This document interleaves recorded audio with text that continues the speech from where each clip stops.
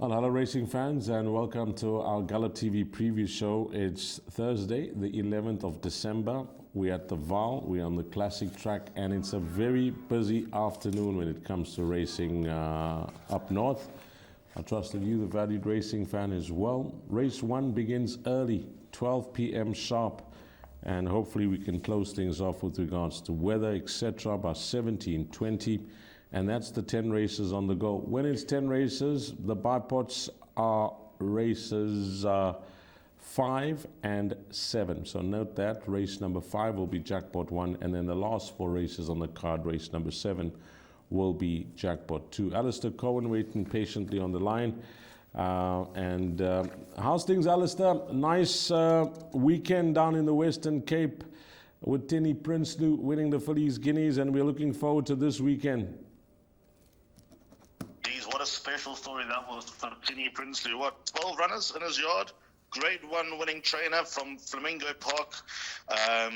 Went to KZN during COVID.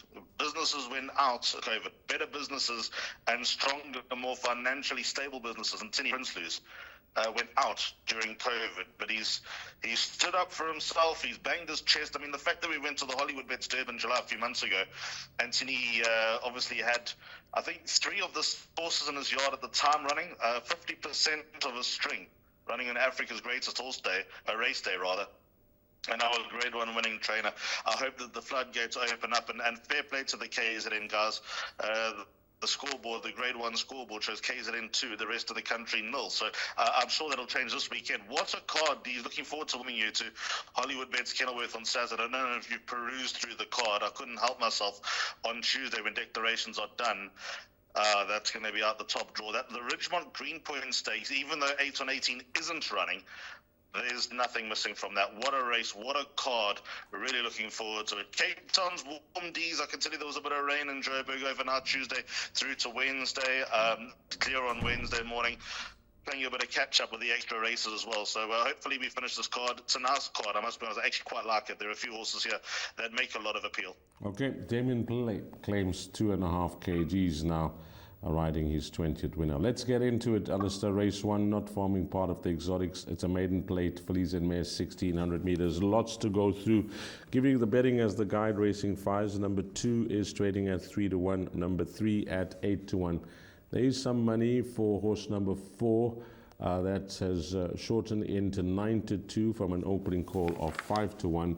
Then we got number 10, Galaxy Queen, Sean Terry's runner, who's had 2 nice runs to date at 2-1. And 11 is trading at 7-1. That's the betting. What can we do in race number 1 if we want to, try and bang some cash early? I think it's a complex race, I must be honest. I think there are a few chances here. Number 2, KwaZulu, showed good improvement when going over a trip similar to this last time out. Gavilarina's back on board. Poor Johan van Vuren ran second behind Into Dancing, who ran the finish out of KwaZulu last time out. The long run in at the Vaal Classic track, I think, is likely to suit her. So she's got a winning chance. Number 4, Chickasaw on local debut, caught the eye on the inside track behind Frangipani. Frangipani couldn't possibly lose last time out with the form lines that she brought into the picture. The horses behind her, including one that she runs against, Total Eruption, not too sure how overall the form line's going to work, but they're could be some progress to come from the daughter of Give Me the Green Light. She's related to some accomplished Lost horses. She's she's 2 bricks in a tiki high, this daughter of Give Me the Green Light. And she was okay in Cape Town, probably got the right type of profile to attack a few races in Joburg at a certain level. So she cannot be written out of it. I'm glad this is not part of the exotics. 10 Galaxy Queen, obviously not without a chance. Her debut was fair. Her second one was vast improvement. Those form lines are seriously strong as well. Last time out, straight from that form, Duchess of Palermo 1 into Dancing 1, which is obviously a key piece of form. Galaxy Queen finishing in front of Into Dancing, and KwaZulu finishing behind Into Dancing. And then Kensal Green, who was beaten 11 lengths, turned up with a Tony Peter yard and came out and won as well. So form line very, very strong from the Duchess of Palermo run. That will probably guide you towards number 10 Galaxy Queen. And weirdly, I thought number 11 Leafling was very eye-catching last time as well, the daughter of a Wam.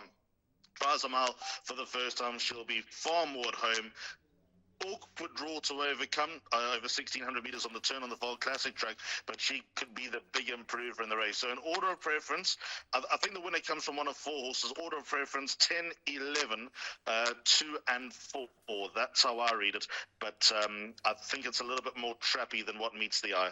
Yeah, I think Alistair's on the button. When it comes to strength of form lines, number 10, Galaxy Queen, does jump off the page. As he mentioned, all those winners coming through from that last form line, and it showed that 1,600 meters is what she is definitely looking for, because she stayed on nicely. Let's move along. It's the Bipot race number 2, maiden plate 1,600 meters, and number 1 is Milan's World at 7-2.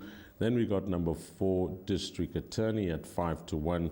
And odds-on shot here, Alistair, number 7, the son of Gimme the Green Light for Lucky Hoodalakers, who was quite fancied first up in the Davy Shore Silks and just missed, running second behind Tommy Atkins. 6-10 is the price there, and then it's double figures the balance. So are we all in here with the 6-10 shot?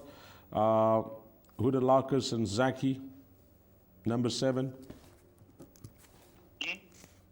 He's the only reason why I'm not. I think he's hot to beat, but the only reason why I'm not, quite frankly, is because I'm tired of going out in the first leg with a banker. It's happened to me a few times and the rest of the card tends to click. So I've backed a very, very hard horse to beat in the form of number 7, Agoge, with number 1, Milan's World. But Agoge, lovely debut behind Tommy Atkins. First of all, on that run, finished in front of Lancelot Smuggler, Elusive Glow, and Scott's Guard. So that's nearly half the field that he accounted for. He's got vast improvement to come. He moved in a winner at one stage as well, and Tommy Atkins, just with that experience under the belt, managed to get the job done. Third horse, who finished right next to Agoge, Force Publique, came out and won during the week. So the form line has been well franked.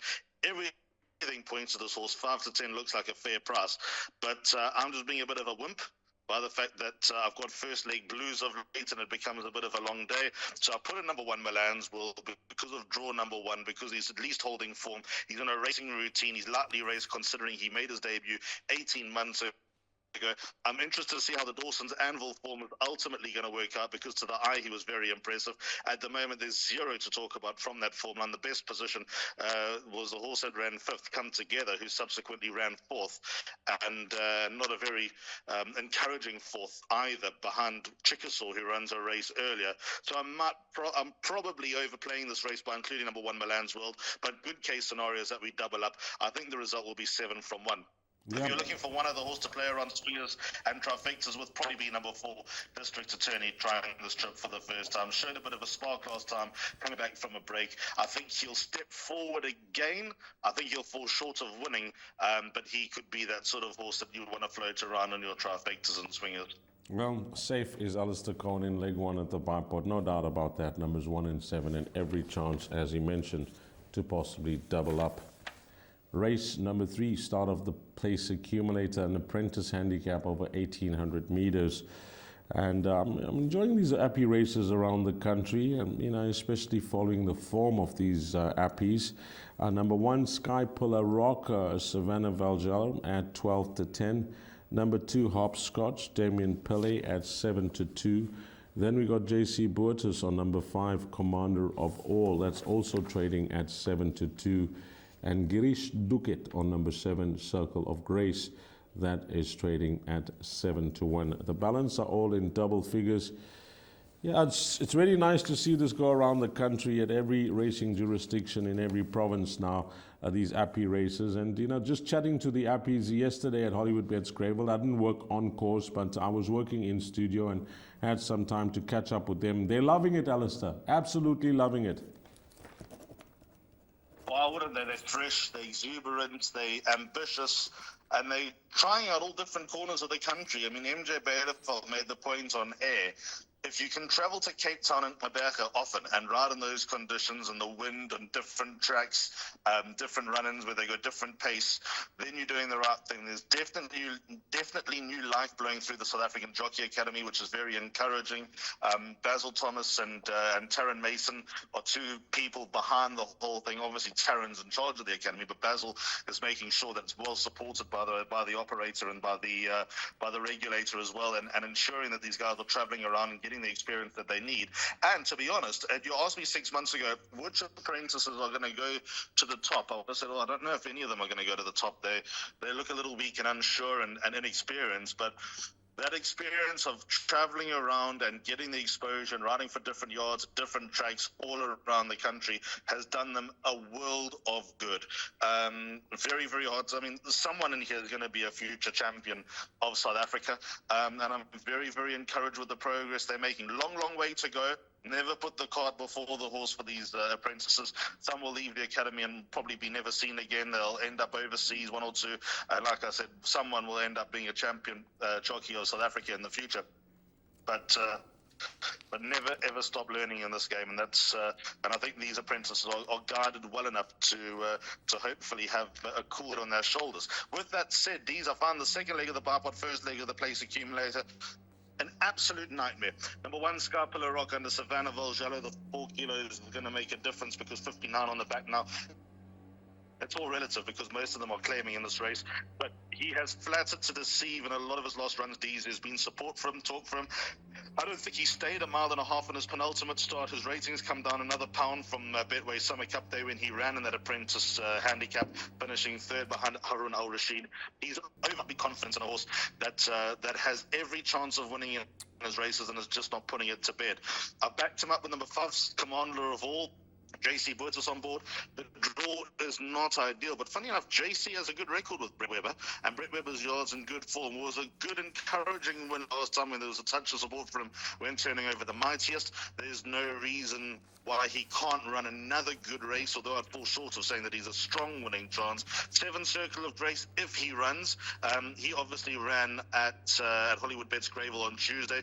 Corne Spies is not afraid to back them up quickly. I think he's got the right type of numbers to run a nice race, but if he doesn't run, I look to replace him with, funny enough, number 3 Flag Bear under Bavish Sudu, who rode a winner on Tuesday in KZN. I'm a big fan of Bavish. I really, really like him. I think he's going the right way. He's obviously based in Aberga. I've got number 8 Crepusculo under Olisium Buta for Fabian Habib. Well beaten last time by Commander of All, but he had a terrible draw. There's a bit of a swing turn around here, and wherever Sky Pillar Rockers on the 23rd of October, rather wherever Circle of Grace is on the 23rd of October, this horse Crepusculo has got claims on that run to Chabelle. So very, very complex race. It's a bit of a swirl. You'll need horses in this leg of the Bipot and the first leg of the PA. Okay, I see a name that's obviously missing from these appies is Nicola. And I must tell you, Alistair, the chirp of the day yesterday was from one of the punters. Back Nicola and you win.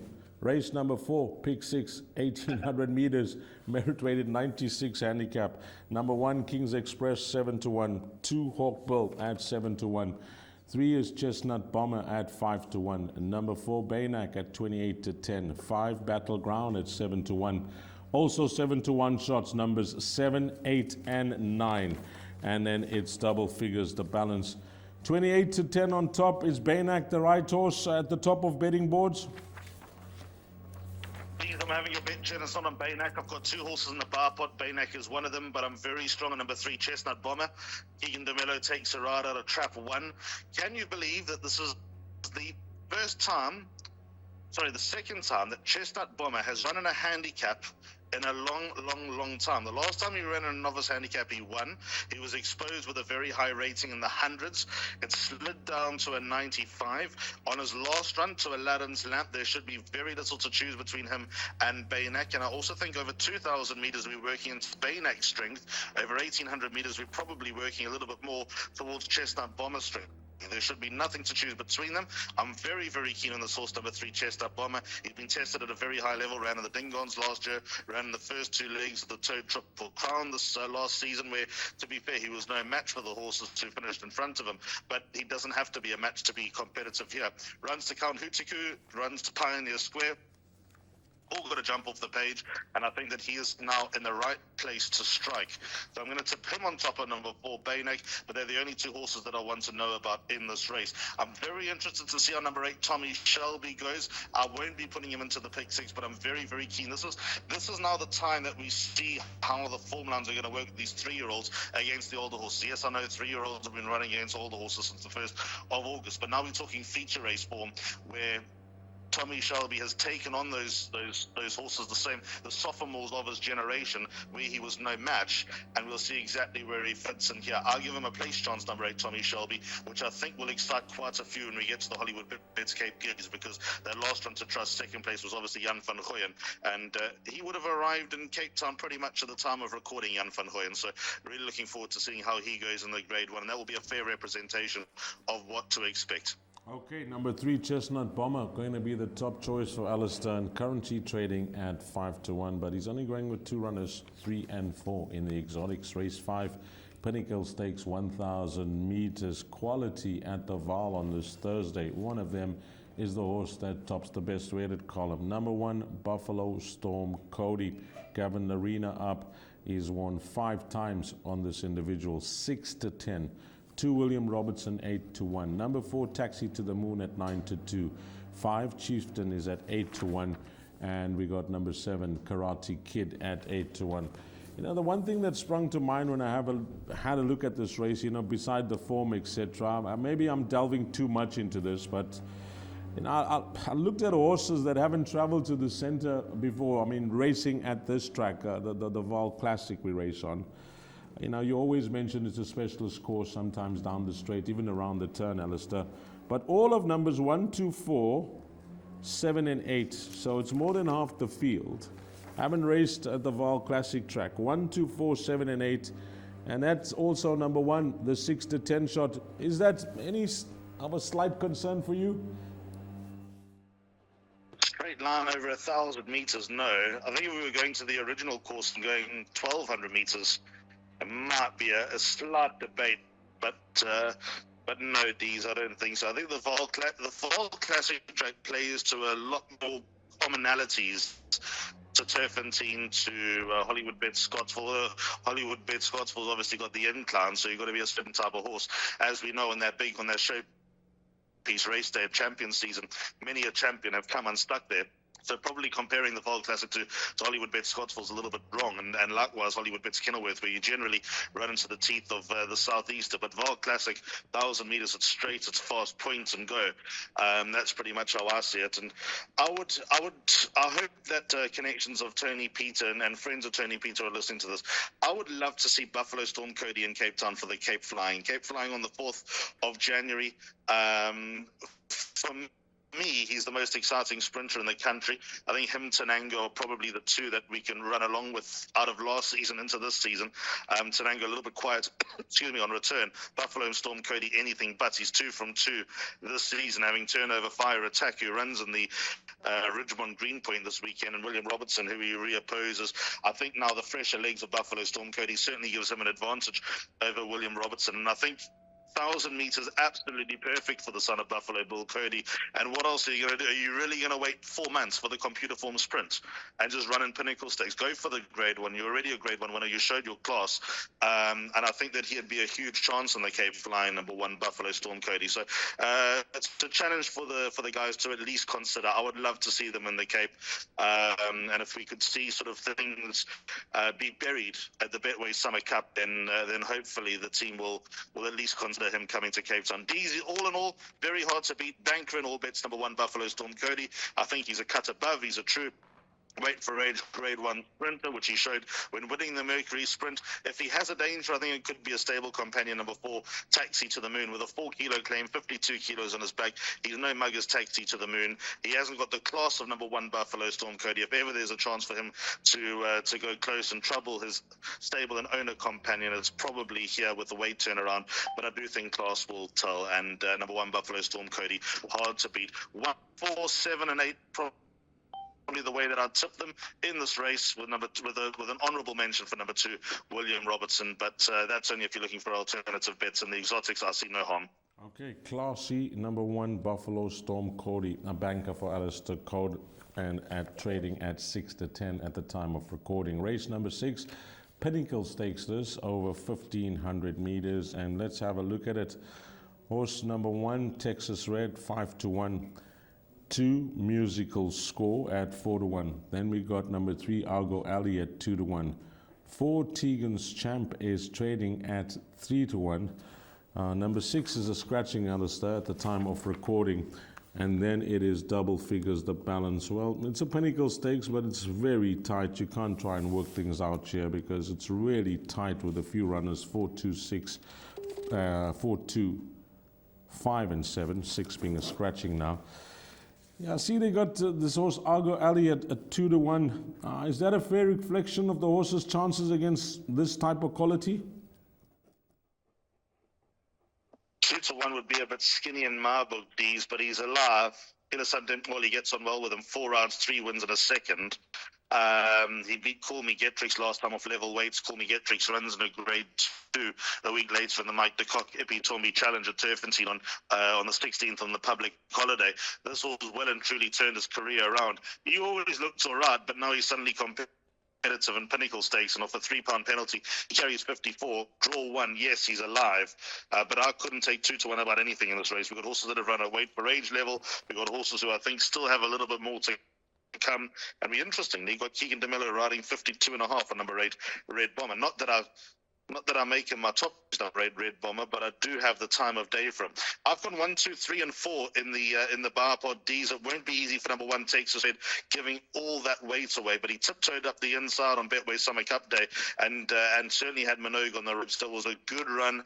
He is at his best over this middle distance, sort of the nothing distance range, unfortunately, the son of the United States. So this is probably where he's going to come into his own, and I think he'll run more like his last race than what he did in the Allard Steel Road on a Mission Mile, where he returned not striding out with valid excuses. Big player. Texas Red on that run in the Betway Joburg Spring Challenge. At the weights, number 2, Musical Score should finish a lot closer. Musical Score comes in here, 3 kilos, rather 1.5 kilos better off, and there was only 3 lengths between them when they met in the Betway Spring Challenge. So, and I think Musical Score's just a little bit better than what he's been showing of late. He probably needed his first 2 runs back. I thought his last on the Allard Steel Road on a Mission Mile was fair, but nothing better than that. May have been outgunned. So I reckon he's got a say in this race. Argo Alley we've mentioned. Then number 4, Tage Champ, Jekyll and Hyde. Start of his career, he looked proper. He needed his first run back where he was 18 months off the track. His second run back was a ripper behind Press On Regardless. Then he ran an absolute stinker at Turfentine and very wet going, to be fair. And then last time, 3 lengths behind Champion Warrior, you'd say, well, that's good enough. But if you consider the second horse, Cosmic Speed, is a grade 1 winner and runs in a hot grade 2 this weekend, then he's actually got the form lines and the credentials to probably be the right one. But just which version of Tegan's Champ are we going to get? It's a Pinnacle Stakes. It shouldn't be complicated. These is. Yeah, it looks that way. It looks like a race that, even though we got the scratching of number 6, bringing the field down to 7 at the time of recording, you'll do well to try and minimize your spend here and minimize the cost of that perm. Race number 7, Jackpot 2, middle stakes, 1,500 meters. This race is like so, Alistair. Number 3, Master Christmas, Lorena and Tony Peter, 6 to 1. Number 4, Master Ship, Van Rensburg and Diane Stinger at 6 to 1. 17 to 10 about St. John Gray's runner, a horse that's pretty much faultless when you have a look at his form. At 17 to 10, that's Khilasanim Kholi for St. John Gray. Number 7, Care Forgot at 8 to 1. 8 is Scratch, and then 9, Dylan's Champ is at 22 to 10. That is the betting there. What did you make of that victory of Dylan's Champ last time out? Because the way and the manner in which he won, although that form line hasn't sparked up, and the fact that there was betting support for him, I was impressed. But I see the handicapper was impressed as well, pushing him up to an 87. £9 for winning a handicap. That's steep. Money was down and he was never, ever in doubt. He powered away. He got strong as the race went on. His full brother, funny enough, runs a few races earlier, William Robertson, and he's everything that William Robertson is. William Robertson, a high quality thousand. Well, he won his races in the middle distance range to William Robertson, but he's a computer form sprint winner, whereas Dylan's Champ ain't winning no computer form sprint. But at this level, the middle distance range, he looks to be well at home. So yes, Dylan's Champ in my play, but like I said, a bit of an afterthought. Mastership, I think, is a little bit better than what he's been showing of late. He won his penultimate start in good style. 4th to Skittle Scars last time when they were trying to qualify him for the Betway Summer Cup. He was a late entry. They were never going to get there. But draw 1's going to be a big advantage for the son of Master in my fate. I've always liked him. I think he's going to go very well. And then fair play to St. John Gray and particularly Olisi Mbuta for the ride last time on Palace Prince. I was surprised from that draw. They went forward with this horse, but they rode him. But Olisi rode him confidently, and he again never looked in doubt. This is a lot harder for Palace Prince. He also is a fair representation of the 3-year-olds against the elders, and he showed his appetite and his desire and his potential, his class when winning a good handicap last time. And this one-eyed horse, I think, has definitely got a lot more to come. So 4, 6, and 9 are my numbers. Yeah, and some nice comments there from Alistair for both numbers 4 and 6. But we'll see if the handicapper's got it right with this horse. Number 9, Dylan's Champ. I'm just looking at something. He up 81.90. Yep, this is the highest merit rating that he's achieved, best of his career thus far. Number 9, Dylan's Champ. So let's see how he goes here in race number 7, which is leg 1 of Jackpot 2. Race number 8. This is a fillies and mares 98 divided handicap. It's over 1,600 meters. Number 1, Do It With Diamonds, 22-10. 2 is Bakwena, that's trading at 7-2. Then we got Gerber on number 4 at 9-2. 6 Streisand at 8-1.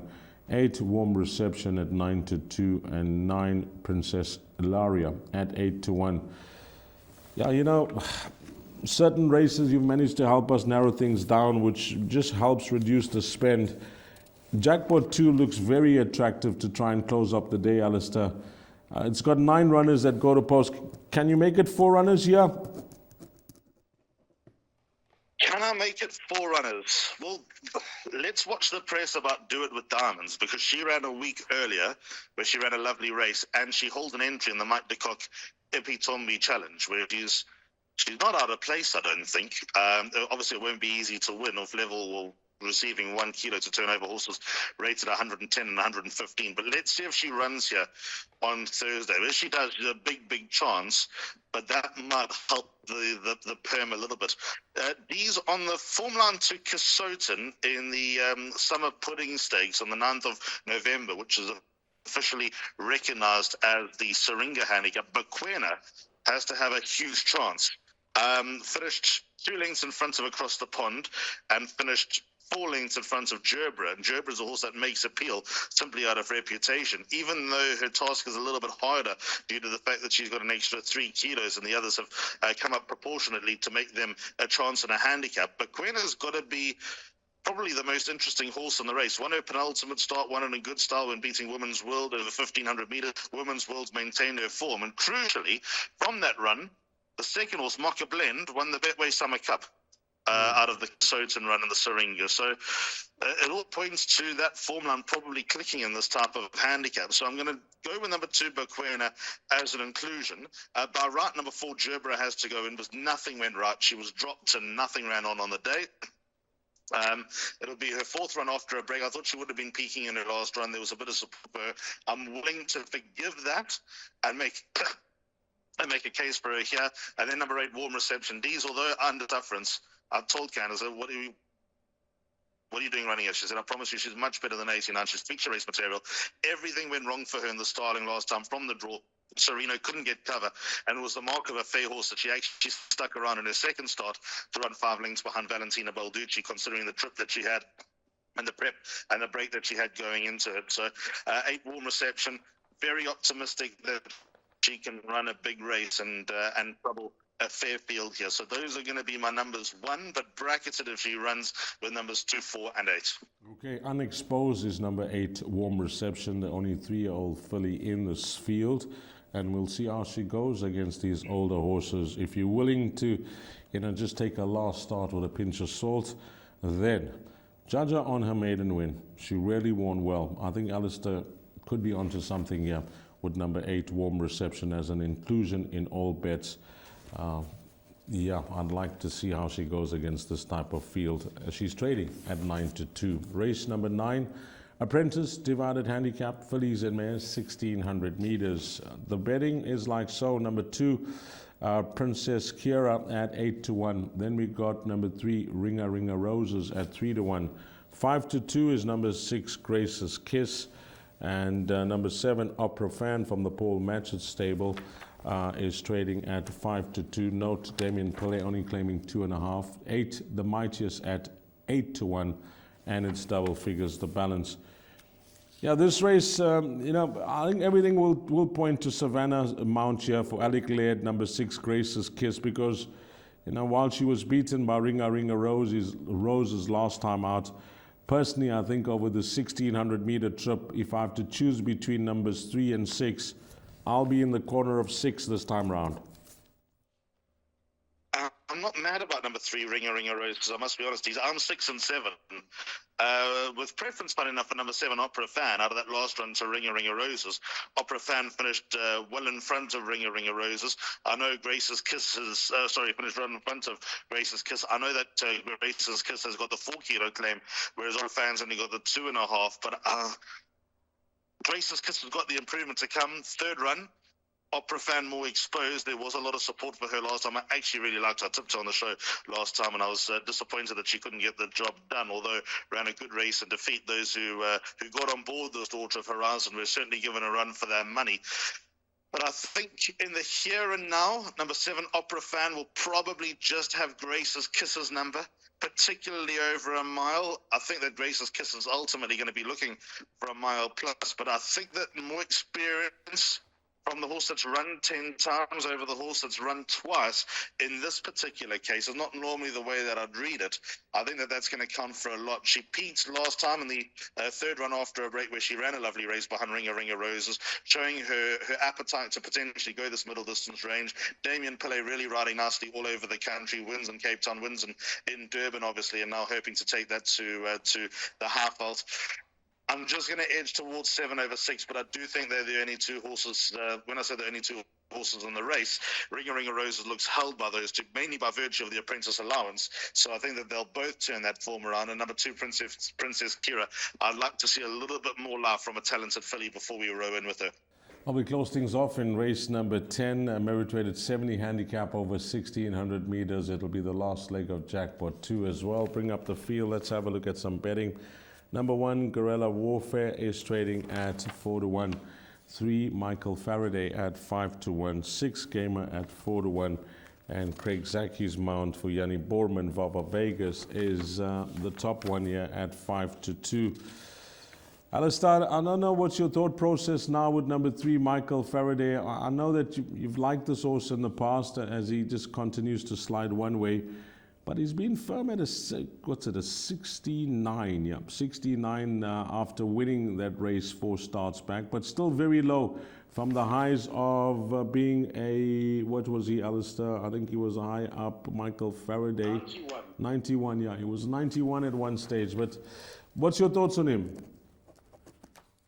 I'm not washing my hands of him yet. I give him an each-way chance with Gavin Larena on board. He's not my top choice. I have 2 horses above him. But he's not out of the picture, number 3, Michael Faraday. I don't know if Grant Maroon hasn't found his trip. I don't know whether they try blinkers in his penultimate start in 1,000. You can see the logic just to sharpen him up and make him a bit more racy.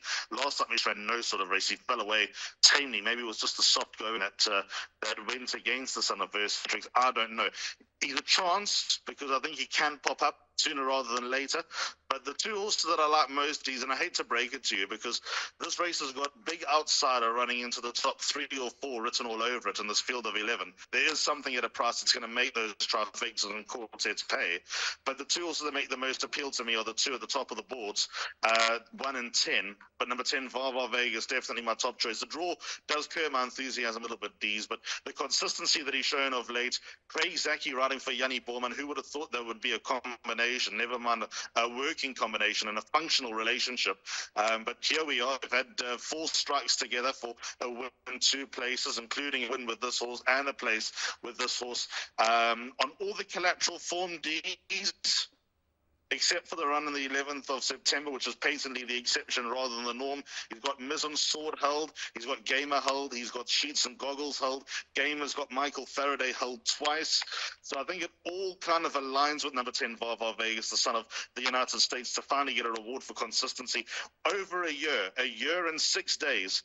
after the last time he tasted success. And if you do believe that things work in cycles, and I do think there is some substance to the argument with a horse of this nature, then Vaal Vegas could be in the perfect place at the right time. Number 1, Guerrilla Warfare, though, D's beaten by, I think, a very smart horse last time when he gave weight away to Speedman. He's also got the form, the consistency, and the credentials. It bugs me that he's a one-time winner, because I think he's a little bit better than that overall record. But you know you're going to get a run for your money, and he should be in the top 3 or 4, because that's generally what he does. Alistair, I'm going to throw you a lunatic selection here in race number 10. As you know, I don't have a mobile. Something's gone wrong, so I can't look up the betting for this horse in real time.